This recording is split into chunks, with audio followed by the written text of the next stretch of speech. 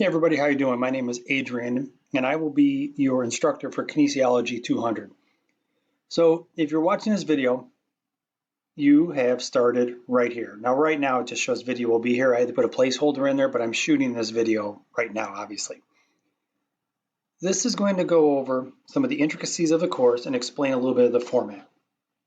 Now, this course has content that's being provided by both myself and Dr. Luz, or Jonathan, if you've had Jonathan before.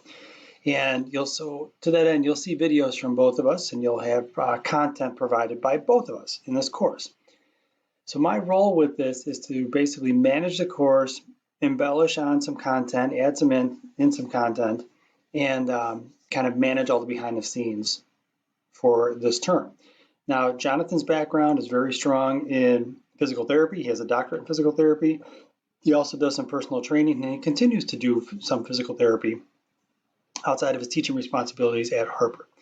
I have been involved in coaching and fitness for the majority of my career, and I teach at Harper. So we have a pretty solid overlap and complementary skills between the two of us.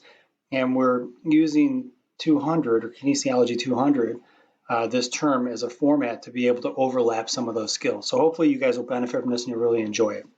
Now on the left-hand side here, announcements, which is where we are right now. We'll go into syllabus and schedule. And the syllabus and schedule, it has its place, right? Because this helps give us an outline of what we're going to be doing over the next, 13 weeks or so.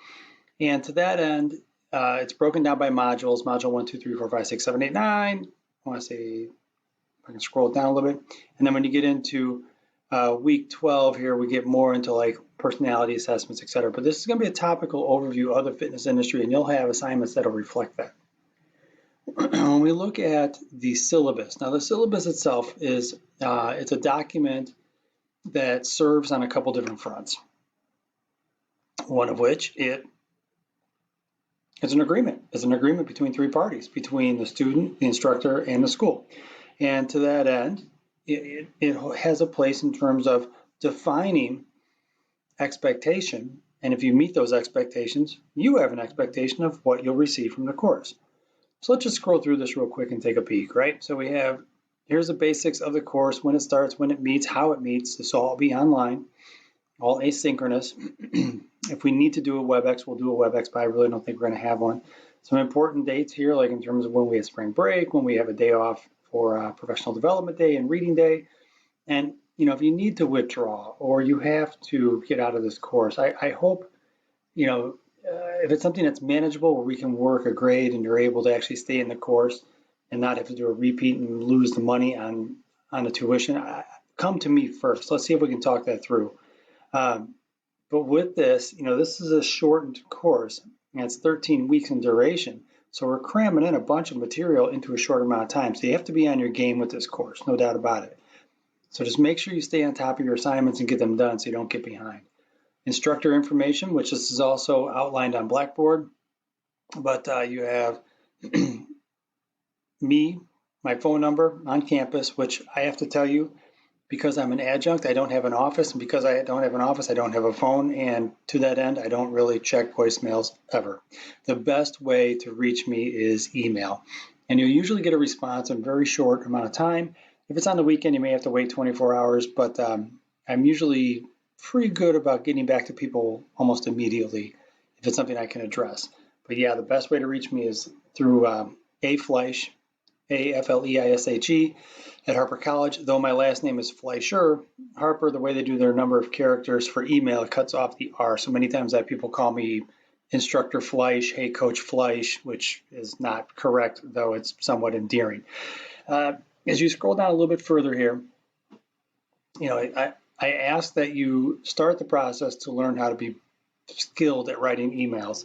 So if you have to send me something, make sure you do it in a manner that's professional. Start off with a salutation, put in an actual subject that includes the class number and title, so Kinesiology 200, that way I know where it's coming from. I have a couple different courses with students who email me, so I might not know where the question is coming from. And then I have to go back and look through my class list to figure out who sent it, and blah, blah, it becomes a nightmare. So make sure you do that. And don't just put stuff and then send like an email dump to me where you have like 30 pages of questions and so forth. Usually you can draft an email that's like 1 or 2 sentences with a question, and then that becomes just a very one-dimensional, easy to answer and resolve issue. And we can do that over multiple emails. That's fine. You don't have to do like class questions and stuff. And there's like 30 different questions in there. I would prefer that you do an individual email for each question. And then once we answer it, we're done. We answer the next one, we're done. And we can just go ahead and delete those emails. You would think at first it kind of clogs your email box, but ultimately what happens is it becomes way more efficient to do it that way. And you can do things like Grammarly to make sure you're grammatically correct, etc. But again, just have some good email etiquette. With the course itself, I mean, this is something you should already know.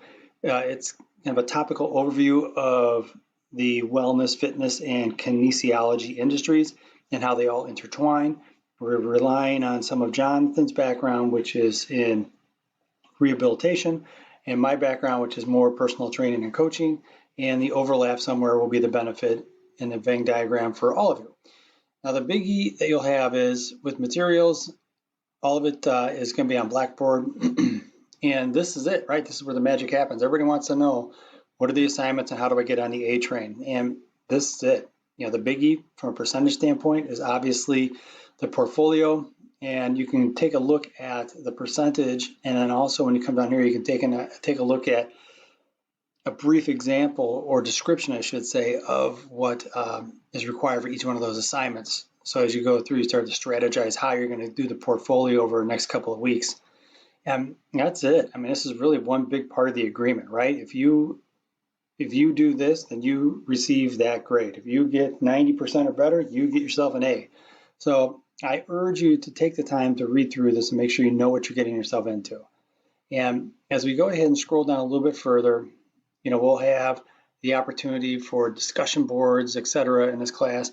And I think we've all gotten to the point where we're very good and professional and polite and cordial on discussion boards, but I still have to say and lay it out there. Look, when you have conversations on a discussion board, the goal is always to attack the argument, never the person. So make sure that if you do have a disagreement with somebody, you can say, I must disagree because I believe in this, and this, and this, and this is the philosophy I hold.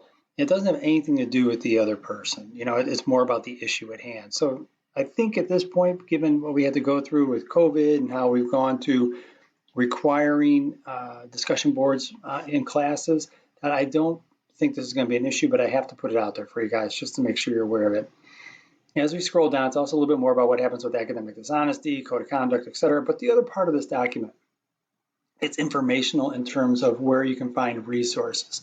And there's a ton of different resources on this campus. And then when you move on to your next stop, wherever that may be, U of I, Northern, Northwestern, I hope, you know, you have the same resources that you'll be able to source out. And these are individuals who are, you know, involved in academia. They really enjoy helping people. They're in these different departments and they're there to help you. I'm telling you, when we have the assignment with the library and we have the librarians who are like doctorate level individuals in library sciences, it's impressive what they can do and the way they're able to source material. And as we go further down, you have issues regarding safety and wellness and your well-being. And I bring this to the forefront because, you know, nobody ever has to suffer in silence. You know, if you ever have issues, ever have concerns, you can bring them to me and I can point you hopefully in the right direction. But you also have these different services on campus, whether it's, you know, you're having psychological, emotional challenges, or perhaps you have issues where somebody is harassing you and there's a problem where there needs to be an intervention. And hopefully it doesn't get to the point where it's so bad where you have to include the police, but if so be it, right? You have these resources on campus that are there for you to utilize. So never, ever, ever feel like you have to suffer in silence. If worse comes to worse, you bring it to me or one of your other instructors first, and then we can come up with a strategy thereafter. Should be a safe environment for you to be able to come to school. Now, if we take this a step further, we look over here to the left. As we scroll down, we just went through syllabus and materials. You have, or syllabus and schedule, excuse me. We have course materials. These will be many of the reading materials that you'll have for the course. I'm still kind of tweaking this a little bit based on what I want to do with the course. So you might see some things here like this alert sign up and a few other odds and ends that I might retool a little bit, but realize here's a resource for you under course materials. Faculty information, this is me, a little bit about my background, etc. If you want to take a moment. Feel free to bomb me with questions if you like. And then assignments and learning. When we get into here, this is going to be the beefy part of the course, right? The different modules, all the way up to, there's John, all the way up to module 10. So when you go through this, we're just going to go sequentially right through, and you'll start off right here in module 0. And Jonathan will have a few videos up here where he'll talk about a few odds and ends. But realize in each module, you'll have videos, you'll have some reading, and then when you get further down, you'll have different assignments that you'll have to complete, right? And so as you do these, you'll go through the course, realize that the icon over here to the left matters. You can look at it and go, okay, some of it's material oriented and some of it is grade oriented. Some of it is a link out to another assignment or maybe another type of reading or article that is being provided to you. So to that end, guys, as you go through this, we try to make this very straightforward and very easy to follow along. If you have problems, you have issues, you can't find something, just send me an email. I'm not going to take it personal, right? Just when you have the course layout, sometimes stuff gets kind of nested in areas and we can't, as students, can't find it. So, and believe me, I have this with my instructors as well. I mean, I'm in school myself, and as I go through this, there are times where I have to reach out to my professor and say, where's assignment number 3? I can't seem to find it in a particular folder. And, sometimes we as instructors make mistakes, so please feel free. Beyond that, as you scroll on down, when you go through this, we'll also have discussion boards that you'll have that you'll be required to have comments and topical comments and also respond to your classmates. Those are going to be evolving as I go through the course, and I'll be tweaking those a little bit as I go through the course. So to that end, guys, I'm going to keep this video under the 15-minute mark, and actually I'm at 12 right now, so I'm feeling pretty good about myself. I'm going to go ahead and cut this off and move on to the next video. If you have any questions, again, you can always reach out via the email address provided here, and I'll be happy to get back to you. So I'm looking forward to a good semester, guys.